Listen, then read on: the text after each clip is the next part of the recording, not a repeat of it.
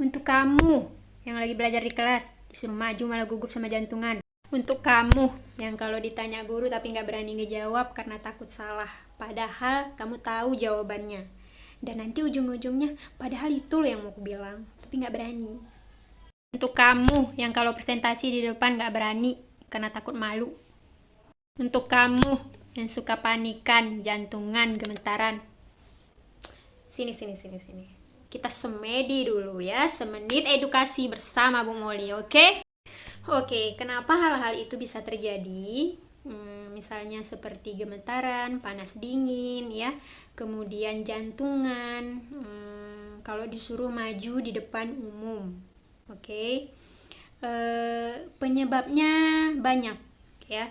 Banyak hal yang bisa menjadi faktor dari kenapa itu bisa terjadi. Misalnya seperti di masa lalu kamu pernah dibentak di depan umum, dibentak orang, dimarahin orang gitu ya, entah itu dari keluarga kamu atau orang terdekat kamu.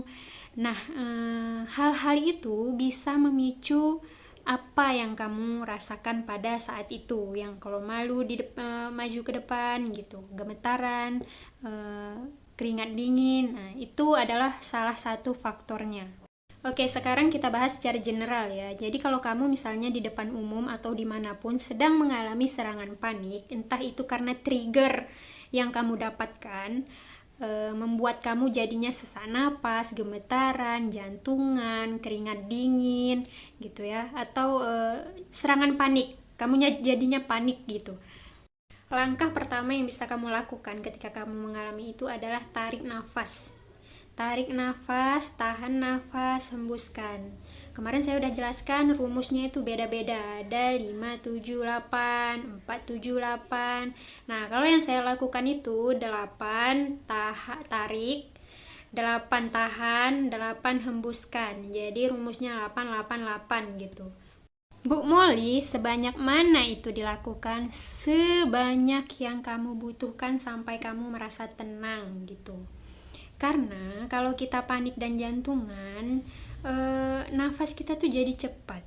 Kalau nafas cepat, jantung kita cepat, otak kita mengeluarkan yang namanya hormon kortisol.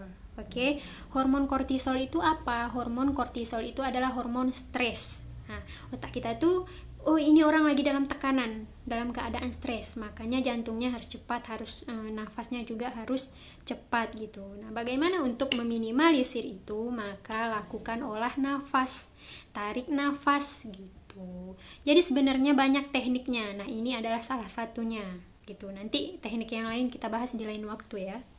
Sedikit lagi ketinggalan tadi. Kalau di orang muslim ya, orang Islam itu namanya ada, kita kalau misalnya dalam tekanan panik tuh kita disuruh istighfar. Tapi istighfarnya nggak boleh astagfirullahaladzim, astagfirullah, nggak boleh, itu makin panik. Kayak mana caranya? Pakai tumak ninah, tumak ninah kunun. Ya, pakai tumak ninah. Jadi istighfarnya itu diperlambat, misalnya astagfirullahalazim gitu. Jadi panjang gitu. Nah, itu juga meminimalisir stres. Supaya kamu tarik napasnya tidak sia-sia ya sayang ya. Jadi kamu baca istighfar itu, satu istighfar kamu dikasih pahala. Tapi kalau nggak mau bernafas aja pun nggak apa-apa. Oke?